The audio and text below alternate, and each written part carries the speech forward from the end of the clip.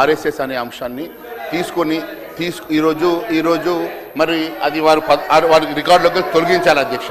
రెండోది, ఈరోజు ఈ రాష్ట్రంలో మరి గౌరవ మంత్రి గారు లేచి అనేకమైనటువంటి అంశాలు చెప్పారు. దానికి మరి ఖచ్చితంగా మీరు చర్చకు మాకు సమయం ఇవ్వాలి. ఈరోజు ఒక విషయం అధ్యక్ష, ఈరోజు చాలా స్పష్టంగా ఈ రాష్ట్రానికి కేంద్రం ఏమి ఇచ్చిందంటే అధ్యక్ష, ఈ అనెక్సర్ నేను మీకు పంపిస్తా ఉన్నాను అధ్యక్ష. ఈరోజు నేషనల్ హైవేస్ కోసము 1,85,000 కోట్లు ఇచ్చింది. ట్యాక్స్ డెవల్యూషన్లో 2.5 లక్షల కోట్లు ఇచ్చింది.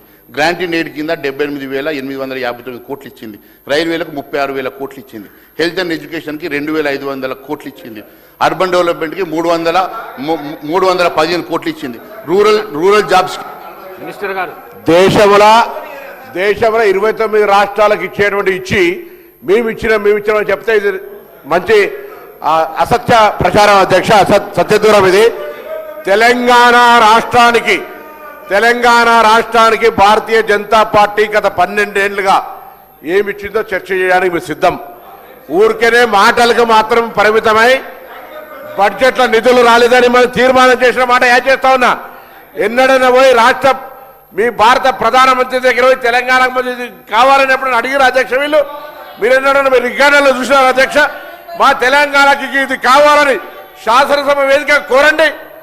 ఇప్పటి వరకు కేంద్ర విద్యాలయాలు రాలే, నవోదయ విద్యాలయాలు రాలే. కేంద్ర ప్రభుత్వం నుంచి రావాల్సిన అనేక ప్రత్యేక నిధులు పక్క ఆంధ్ర రాష్ట్రం తీసుకుపోతుంటే ప్రేక్షకుల్లాగా చిన్న బాలుడు ముద్దుపప్పు తిని కూర్చున్నట్టుగా కూర్చున్నాడు. వీళ్ళు మాట్లాడితే ఎట్లా అధ్యక్ష? కండువలు వేసుకోగానే రాముడు గారు గాంధీ గారు స్వతంత్రోద్యమం 30 ఏళ్ళు చేస్తే ఆంగ్లేయులు ఒక్క దెబ్బ కొట్టలేదు అధ్యక్ష. అధికారం వచ్చినాక ఎంతసేపట్లో వీళ్ళు తుపాకీ పెట్టి కాల్చి ఇచ్చిన అధ్యక్ష, ఎంత తుపాకీ పెట్టి కాల్చి ఇచ్చిన అధ్యక్ష. అటువంటి వాళ్ళు ఎలా రాముడికి వీళ్ళకు చెప్తాను.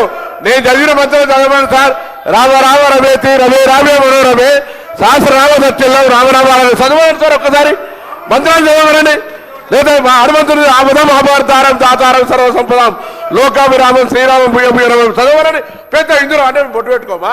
బీజేపీలు ఉంటున్నా హిందువులా? ఇది చాలా పెద్ద అబద్ధమైనటువంటి ప్రచారం అధ్యక్ష. ఎంతసేపు మేమే దేశము సింగిల్ ఏంది సార్ అధ్యక్ష? ఇది తెలంగాణకు తెచ్చి మాట్లాడరు, లేకపోతే దుకాణం తాళం వేసుకోండి.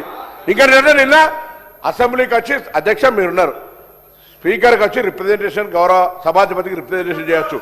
వచ్చి అసెంబ్లీ మీద లొల్లి చేస్తారు. మమ్మల్ని అరాచకంగా నియంతృత్వ ప్రభుత్వం విమర్శ చేస్తారు. ఏం అధ్యక్ష, ఏం లాంగ్వేజ్ అది? ఇంత డెమోక్రటిక్గా నిల్చొని మంచిగా మాట్లాడే అవకాశం ఇంత పెద్దగా మీరు సభా మర్యాదలు కాపాడుతూ ప్రతిపక్ష పార్టీ ఎంతమంది మెంబర్లు ఉన్నారు అనేటువంటి మాటలు ఇప్పుడు ఇస్తుంటే ఆయన ఎంతసేపు పొద్దుగాల ఏదేదో భయపెట్టేటువంటి ప్రయత్నం చేస్తే ఎవరు ఇక్కడ ఏం లేదు. భారతీయ జనతా పార్టీ తెలంగాణకి ఏం తెచ్చిందో చెప్పి మాట్లాడమని చెప్పి కోరుతా ఉన్నా.